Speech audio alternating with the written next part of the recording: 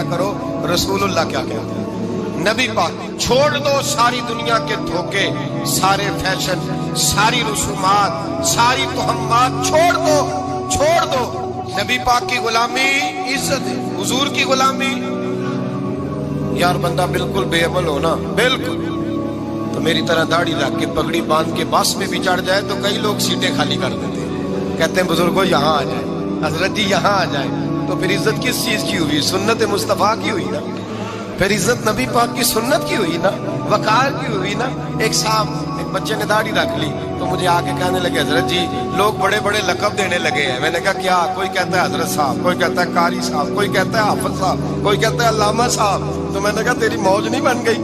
4 سالوں میں حفظ ہوتا ہے، تجھے مفت کا لقب مل گیا ہے۔ درس نظامی 8 سال میں ہوتا ہے، مفت کا علامہ بن گیا ہے، تجھے وقار نہیں دے دیا اللہ تعالیٰ نے؟ عزت، میرے اعلیٰ حضرت فرماتے ہیں عزت در رسول پہ ہے، عزت حضور کی۔ اور اعلیٰ حضرت نے ایک بات لکھی ہے بڑی قیمتی، اور میں نا جب کبھی پریشان ہوتا ہوں نا تو میں یہ والی بات کھول کے پڑھتا ہوں اعلیٰ حضرت، یہ بات ڈھارس بناتی ہے، ڈھارس توانائی دیتی ہے، پورا مضمون باندھا ہے۔ اعلیٰ حضرت کہتے ہیں بہروپیہ تھا مداری، روپ بدل بدل کے دکھایا کرتا تھا، بادشاہوں سے انعام لیتا تھا۔ ایک دن اورنگزیب عالمگیر کے پاس آ گیا، کہنے لگا میں روپ بدلوں گا، اگر آپ پہچان نہ سکے تو میں انعام لوں گا۔ آپ نے فرمایا میں کوئی ایسے ویسا بادشاہ نہیں، کہا مجھے دھوکہ دینا مشکل ہے، کہا نہیں میں روپ بدلوں گا۔ حضرت اورنگزیب عالمگیر بڑے نیک بادشاہ گزرے، بڑے پرہیزگار آدمی، وہ بے روپیہ کہنے لگا میں روپ بدلوں گا، آپ نہیں پہچان سکیں گے۔ فرمایا چل جتنا تیرے اندر زور ہے لگا لے۔ حضرت نے اعلان کیا کہ میں نے فوجی بھرتی کر دیں، 2 ماہ کے بعد ٹیسٹ ہوگا۔ وہ 2 مہینے دوڑتا رہا، رنگ روپ بناتا رہا، آیا ٹیسٹ دینے، 2-3 سپاہیوں کا امتحان لیا، اس کی باری آئی تو 10 روپے دیے، کہنے لگے تیرے آنے جانے کا کرایہ میں نے تجھے پہچان لیا ہے۔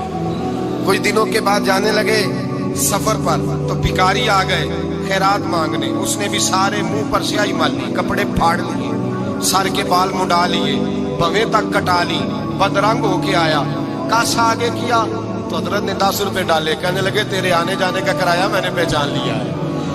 کچھ دن گزرے تو ٹیچر کی ضرورت تھی، اس نے مونچھیں بڑی کر لی، داڑھی نکلی لگا لی، سر پہ جنا کیپ پہن لی، ایک شیروانی لے لی اور ہاتھ میں چھڑی پکڑ کے آیا، کہنے لگا میں استاد ہوں، 2-4 بندوں کا امتحان لیا، اس کی باری آئی تو 5 روپے دیے، 10 روپے دیے، کہا تیرا کرایہ میں نے پہچان لیا۔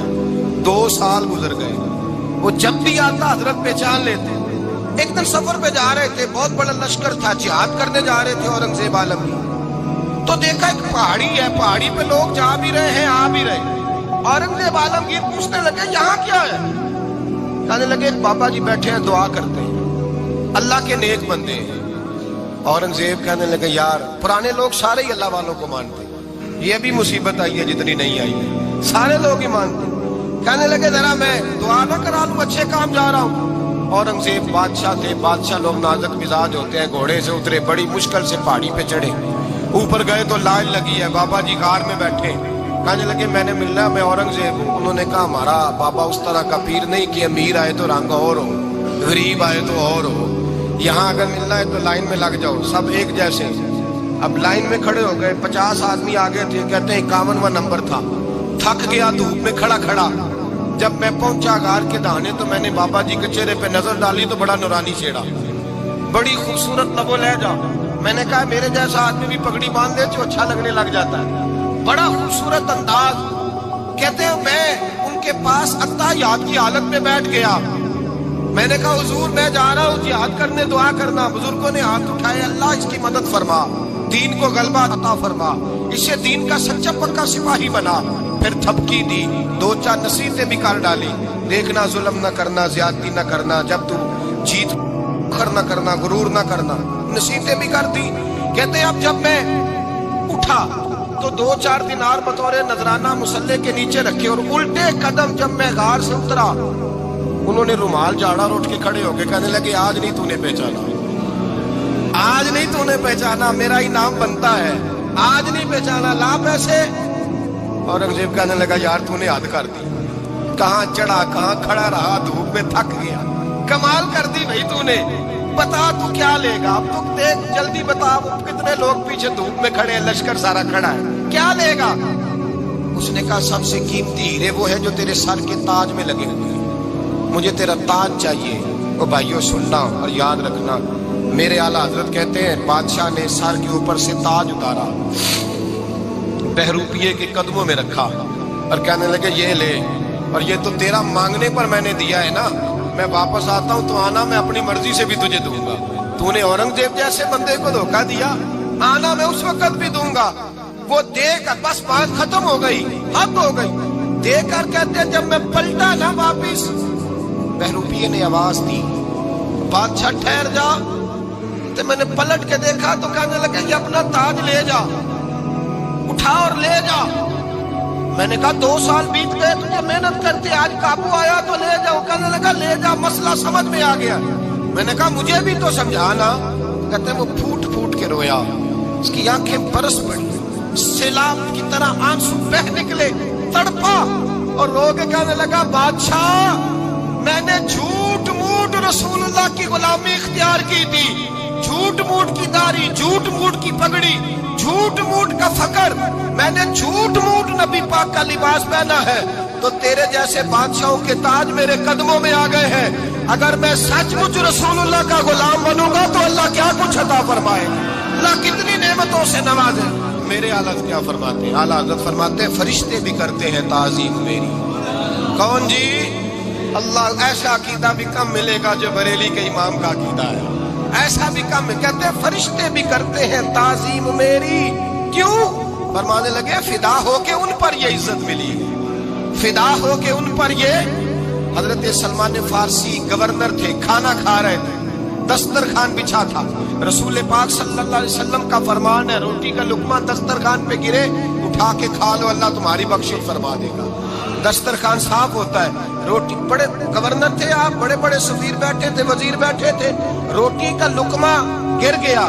آج تو لوگ فیشن میں عزت ڈھونڈتے ہیں نا، وقار ڈھونڈتے ہیں کہ میں جدید دنیا کے ساتھ مل جاؤں، میں معاذ اللہ لڑکی لڑکے اکٹھے بٹھا کے منگنی کروں تو میں ماڈرن شمار ہو جاؤں گا، میں بڑے بڑے ڈھول بجاؤں تو ماڈرن بنوں گا، میں اگر مہندی پہ سارے تماشے کر ڈالوں تو میں ماڈرن ہوں۔ دیکھو عزت کس بات میں۔ حضرت سلمان فارسی روٹی کھا رہے تھے، سفیر وزیر نہ جانے بڑے بڑے لوگ بیٹھے تھے، کھانا کھاتے کھاتے لقمہ گرا دسترخوان پہ، حضرت سلمان فارسی نے سمیٹا، منہ میں رکھا، پھر انگلی مار کے دسترخوان صاف کیا۔ ایک صحابی کان میں کہنے لگے سلمان کیا کر رہے ہو، کیا کر، آپ گورنر ہے، سوچئے تو صحیح، یہ لوگ کیا کہیں گے دنیا دار کے مسلمانوں کو روٹی نہیں ملتی، اٹھا اٹھا کے کھا رہے۔ کان میں بات کی، کان میں۔ حضرت سلمان فارسی کان میں جواب دے سکتے تھے، کہہ سکتے تھے نہیں ایسے ہی کرنا ہے، انہوں نے کان میں بات کی، لیکن جناب سلمان فارسی اعلیٰ اعلان بولے، کہنے لگے ان 4 5 6 دنیا داروں کے لیے میں اپنے نبی کا طریقہ چھوڑ دوں، اپنے رسول کی سنت چھوڑ دوں؟ یہ 4 5 دنیا دار دنیا کی طرف دیکھ کے میں مصطفیٰ سے منہ موڑ لوں؟ پھر جوش جذبات میں سر سے پگڑی اتار دی، رونے لگے۔ آپ فرمانے لگے میں مدینے کے بازاروں میں کھجوریں اتارتا تھا، نوکریاں کرتا تھا، یہ جو میرے سر پر عزت کے بال ہے یہ محمد عربی کے اگائے ہوئے ہیں، رسول اللہ کے اگائے ہوئے ہیں۔ اور بھائیو حد ہو گئی۔ حضرت بلال رضی اللہ تعالی، حضرت بلال آئے جناب عمر سے ملنے، کیسر و کسرا بھی آئے تو عمر خاطر میں نہ لائے، پر بلال حبشی دروازے پہ داخل ہوئے تو فاروق اعظم نے کرسی چھوڑ دی، ہاتھ باندھ کے کونے میں کھڑے ہو گئے، کالا رنگ ہے، نام بھی لکھنا نہیں جانتے، زمانے میں تعارف کوئی نہیں۔ حضرت عمر نے ہاتھ باندھا ہے، لوگ کہنے لگے عمر تو کیسے ہو، کسرا سے نہیں ڈرتا، یہ کون آ رہا ہے جس کے لیے تیرا اتنا استقبال ہے؟ حضرت عمر کہنے لگے چپ کر جاؤ، اس کی بات نہ کرنا، اسے آنے دو، اسے آنے دو، اس کی بات نہ چھیڑنا۔ حضرت سیدنا بلال آئے، کہنے لگے امیر المومنین کیا کر رہے ہو؟ فرمایا نہیں چپ کر یار، بازو پکڑا، اپنی کرسی پہ بٹھایا۔ حضرت بلال کہنے لگے حضور میں غلام ہوں، مجھے تو طریقے بھی نہیں آتے ان کرسیوں پہ بیٹھنے کے، میں تو غریب ماں کا بیٹا، غلام باپ کی اولاد، سلیقہ، یہ آپ کیا کر رہے ہیں؟ تو حضرت عمر کہنے لگے بلال تھا تو غلام ہی، پر جب سے مصطفیٰ کا غلام بنا ہے تو ہمارا امام بن گیا ہے، اب تو امام ہے رسول اللہ کی امت کا۔ فرمایا وہ مجھے دن یاد ہے جب مکہ فتح ہوا تھا، بت ٹوٹ گئے تھے، بڑے بڑے سردار تھے، اور اور میرے نبی نے فرمایا بلال سے کہو کعبے کی چھت پہ چڑھ کے اذان دے. تو لوگوں نے کہا حضور یہ سارے چل گئے ہیں, کسی اور کی ڈیوٹی لگا دیں. حضور نے فرمایا چپ کرو. بدر میں مار کھا کے اذان پڑے تو بلال, احد میں پتھر برسے اذان پڑے تو بلال, تپتے صحراؤں میں پڑے تو بلال, ہر جگہ مار کھائے تو بلال. اور آج اگر اللہ نے عزت دی ہے تو میں لوگوں کو دیکھ کے بلال کو عزت نہ دوں؟ میں بتانا چاہتا ہوں کہ رسول اللہ کی غلامی میں عزت ہے.